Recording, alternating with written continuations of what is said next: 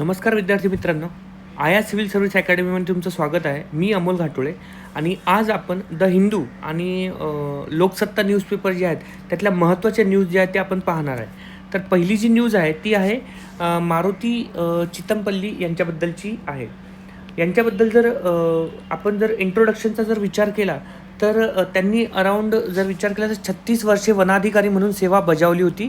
या सेवेच्या काळात व निवृत्तीच्या काळात मिळून जवळपास 65 वर्षे त्यांनी जंगल भटकंती केली होती. त्यांनी अत्यंत सोप्या व ओघवत्या शब्दात 20 पुस्तके लिहून साहित्याला व जगाला फार मोठी देणगी दिलेली आहे. विशेष म्हणजे मूळ तेलुगू भाषिक असलेल्या माणसाने 1,00,000 नवीन शब्दांचा खजिना जो आहे तो मराठी साहित्याला उपलब्ध करून दिलेला होता. त्यांनी आयुष्यभर वने, वन्यजीव व्यवस्थापन, प्राणी किंवा पक्षी जगताविषयी उल्लेखनीय संशोधन केले. त्यांचे कर्तृत्व हे महाराष्ट्राच्या शिरपेचात मानाचा तुराक होणारे होते. त्यांनी मराठीबरोबर संस्कृतीचे अध्ययन केले आणि सोबतच जर्मन व रशियन भाषा ज्या आहे त्याचासुद्धा अभ्यास केला होता. या साहित्य सेवा व कामगिरीबद्दल जर त्यांना विचार केला तर विविध संस्था व संघटनांनी पुरस्कार देऊन सन्मानित केले होते. आतापर्यंत त्यांनी अनेक साहित्य व अधिवेशनाचे अध्यक्षपदसुद्धा भूषवले होते. जसं आणि त्यांचा जर जन्म विचार केला तर 5 नोव्हेंबर 1932ला त्यांचा जन्म झाला होता. सोलापूरच्या मातीत त्यांचा जन्म झाला किंवा तिथं त्यांनी प्राथमिक शिक्षण जे आहे ते भारतीय चौकातील TM पोरे विद्यालयात त्यांचे शिक्षण झाले. त्यानंतर महाविद्यालयीन शिक्षण जे आहे ते दयानंद कॉलेजात झालेले होते. 2006 साली सोलापुरात भरलेल्या 79व्या अखिल भारतीय मराठी साहित्य संमेलनाचे ते अध्यक्षपद त्यांनी भूषवले होते. त्यांचे काही महत्त्वाची पुस्तकं आहेत जसे की निळावंती, रानवाटा, जंगलाची दुनिया, नवे गाव बांधचे दिवस, जंगलाचं देण, पाखरमाया अशी भरपूर पुस्तकं आहे. पक्षी ज्या दिगंतरा, घरट्या पलीकडे, सुवर्ण गरुड हे पुस्तकं तुम्हाला लक्षात ठेवणं पण गरजेचं आहे कारण की MPSCमध्ये असे क्वेश्चन विचारलेले आहेत. सोबतच त्यांना पद्मश्री पुरस्कार भेटला होता 2025चा, म्हणजे याच वर्षी त्यांना पद्मश्री पुरस्कार पण भेटलेला आहे. आणि त्यांची काही प्रतिष्ठित पुस्तकं जर विचार केला तर ज्यामध्ये महाराष्ट्र राज्य साहित्य पुरस्कार त्यांच्या 3 पुस्तकांना मिळाले. हे तिन्ही पुस्तकं तुम्ही लक्षात ठेवणं गरजेचं आहे. पहिलं आहे जंगलाचा देणा किंवा रानवाटा आपण जे म्हटलं होतं ते आणि रत्वा यांना मिळालेले आहे. सोबतच त्यांना जे आहे की नागभूषण पुरस्कार मिळाला होता 2008मध्ये आणि नंतर जे आहे की विदर्भ साहित्य संघाचा जीवनवृत्ती पुरस्कार 2003मध्ये मिळाला होता आणि वसुंधरा सन्मान त्यांना 2009मध्ये मिळालेला होता. तर हे काही महत्त्वाचे त्यांचे डिटेल्स होते ज्यावर MPSC क्वेश्चन विचारू शकते. त्यानंतरचा जो टॉपिक आहे जो करंट अफेअरमध्ये आपण बघितला न्यूजपेपरमध्ये होता तो होता महाराष्ट्रातील प्रमुख मातीचे प्रकार. ओके, तर याच्यात जर विचार केला तर पहिले जर विचार केला आपण तर काळी माती म्हणजे काय हे आपण समजून घेऊया. काळी माती म्हणजे की काळी मातीला इंग्रजीमध्ये जे ते ब्लॅक सॉईल म्हणतात किंवा रेगूर सॉईलसुद्धा म्हटलं जाते. आणि ही प्रामुख्याने जर याचा बघितलं तर कुठं सापडते तर दख्खनच्या पठारावर आढळते. म्हणजेच काय, महाराष्ट्र झाला, मध्य प्रदेश झाला, गुजरात, कर्नाटका आणि आंध्र प्रदेश जर विचार केला तर त्याच्या काही भागात जे आहे तुम्हाला ब्लॅक सॉईल किंवा काळी माती ही मिळते. आता ही कशी बनते तर ही माती प्राचीन ज्वालामुखीच्या लावापासून तयार झालेली आहे. ओके, आणि यामुळेच ती खूपच म्हणजे खनिज समृद्ध आहे. याच्यात मिनरल्स वगैरे आपल्याला खूप मिळतात आणि पोषक तत्वांनी भरलेली आहे आणि याच्यात जे खनिजं मिळतात म्हणून जर तुम्ही विचार केला तर ब्लॅक सॉईलचा जर विचार केला तर तुम्ही महाराष्ट्र बघा किंवा झारखंड जरी बघितलं तर या एरियामध्ये तुम्हाला हा दख्खनचा प्रदेश आहे, त्यामुळे मिनरल्स पण तुम्हाला इथे मिळतात. या मातीचे वैशिष्ट्य जर विचार केला तर काळा रंग आहे, हा काळचा रंग असतो किंवा म्हणून त्याला काळी माती हे नाव दिले गेले आहे.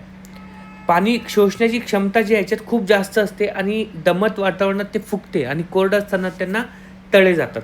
ओके, याच्यात जर विचार केला तर कॅल्शियम कार्बोनेट, मॅग्नेशियम, पोटॅशियम आणि चुना भरपूर प्रमाणात असतो. नायट्रोजनची मात्रा अल्प असते. आता इथं एक महत्त्वाचा पॉईंट सांगतो तुम्हाला. भारतातल्या जेवढ्या पण मातीचा प्रकार जो आहे त्यात बऱ्यापैकी नायट्रोजन जे आहे कमीच आहे. ओके, म्हणजे जर तुम्हाला क्वेश्चन आला तर नायट्रोजन भरपूर प्रमाणात असेल तर 95% जर विचार केला तर नायट्रोजन नाहीच आहे. म्हणून आपण NPK यूज करतो याच्यासाठी, ॲग्रिकल्चर पर्पजसाठी, हे वाढवण्यासाठी, उत्पादन वाढवण्यासाठी. ओके, तर ही माती जर विचार केला तर यात जर आहे ना की कापूस जे आहे पिकासाठी प्रसिद्ध आहे, म्हणूनच तिला कापसाची मातीसुद्धा म्हटलं जाते. याशिवाय जर विचार केला तर सोरगम, ज्याला आपण ज्वारी म्हणतो, बाजरी, गहू, तूर, सोयाबीन आणि सूर्यफूल हे पिके यावर घेतली जातात. ओके.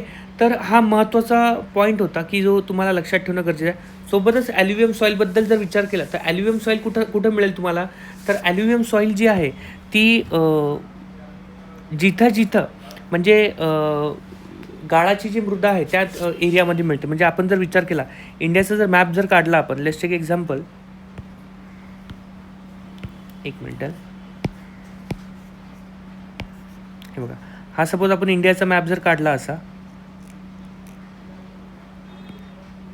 ओके, तर इंडो गंगा ब्रह्मपुत्रा प्लेन जो आहे या एरियामध्ये जर आपण विचार केला तर तुम्हाला ना ॲल्युमिनियम सॉईल किंवा उत्तम माती आपण जे म्हणतो ते तुम्हाला तिथं मिळू शकते. ओके. याच्यात महत्त्वाचे घटक काय असतात, तर सेंद्रिय पदार्थ, खनिजे आणि गाळ तुम्हाला जास्त मिळेल.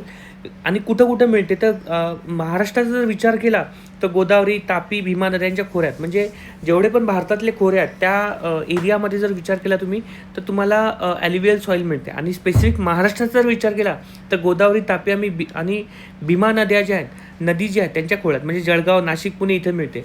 कशासाठी उपयोग होते किंवा इथं कुठले प्रमुख पिके घेतले जातात, तर ते आहे गहू, ऊस, भाजीपाला यासाठी योग्य आहे. तसंच लॅटरल सॉईल जी आहे, जिथं जास्त पाऊस पडतो आणि जास्त ऊन असतो त्या एरियामध्ये मिळते. आणि ही लाल आणि तपकीर रंगाची असते. पाण्याची कमी साठवण क्षमता असते. सुपीकता पण याचा जर विचार केला तर थोडीशी कमीच असते. ओके. आणि वितरण जर विचार केला कुठं मिळते, तर रत्नागिरी, सिंधुदुर्ग जो एरिया आहे किंवा पश्चिम घाटात तुम्हाला मिळेल, म्हणजे कोकणच्या एरियात मिळते. आणि पीक जर विचार केला तर काजू, मसाले यासारखे पिके ज्या इथं घेतले, म्हणून कोकणमध्ये जर विचार केला तर काजू जास्त फेमस आहेत. आता रेड सॉईल जर विचार केला, ज्यात रेड सॉईल जर विचार केला ना तुम्ही, तर इथं ऑक्सिडेशन प्रोसेस होते. म्हणजे काय की रेड सॉईलमध्ये जर आयर्न जास्त असते, फेरिक ऑक्साईड, याचं वातावरणाच्या ऑक्सिजनसोबत जे आहे रिॲक्शन होते आणि Fe2O3 तयार होते. आता हा जो Fe2O3 म्हणजे फेरिक ऑक्साईड, याच्यामुळे लालसर कलर पण होतो. आता हा जो रेड सॉईल आहे हा लाल रंग लोह ऑक्साईडमुळे होतो. हलकी आणि कमी सुपीक असते हे. यात लोह, पोटॅशियम जास्त असते. परंतु नायट्रोजन, पुन्हा मी सांगितलं की नायट्रोजनच्या 95 to 99% जरी म्हटलं तुम्ही तर भारताच्या सॉईलमध्ये म्हणजे मातीमध्ये नायट्रोजनची कमीच आहे. सेंद्रिय पदार्थाची पण यात कमी असते. वितरण जर विचार केला तर विदर्भातील पूर्व भाग म्हणजे गडचिरोली, चंद्रपूर जर विचार केला, हे बघा या एरियामध्ये तुम्हाला मिळेल. ओके. तुम्हाला जास्त प्रमाणात मिळेल. आणि रेड सॉईल जे आहे इथं पण तुम्हाला मिळते. आणि कोकणातील काही भागात मिळतो. तांदूळ, नाचणी यासारखे पिके जे आहेत इथं घेतल्या जातात. तर हा महत्त्वाचा टॉपिक होता. त्यानंतरचा जो टॉपिक आहे, ओके, तर तो जो आहे तो युनायटेड नेशन ओशन कॉन्फरन्स. तर युनायटेड नेशन ओशन कॉन्फरन्सचा जर विचार केला तर UN म्हणजे काय, तर युनायटेड नेशन हा राष्ट्रीय किंवा संयुक्त राष्ट्रसंघ म्हणून आपण म्हणू शकतो मराठीमध्ये. ओशन कॉन्फरन्स म्हणजे काय, ही एक जागतिक परिषद आहे जी समुद्राचे संरक्षण, प्रदूषण नियंत्रण आणि शाश्वत विकासावर भर देते किंवा याच्यासाठी आयोजित केली जाते. ही परिषद जागतिक नेते, शास्त्रज्ञ, पर्यावरण तज्ज्ञ, NGO आणि युवांना एकत्र आणते, जेणेकरून समुद्राची जी गुणवत्ता आहे ती सुधारल्या जाईल आणि त्यांचे भविष्यातील अस्तित्व जे आहे ते टिकवलं जाईल. आता का न्यूजमध्ये आहे, तर तिसऱ्या आवृत्ती म्हणजे UNOCची जी आहे ती फ्रान्समध्ये याची कॉन्फरन्स झाली होती UNOCची. आणि याच्यात काही महत्त्वाचे निकाल झाले.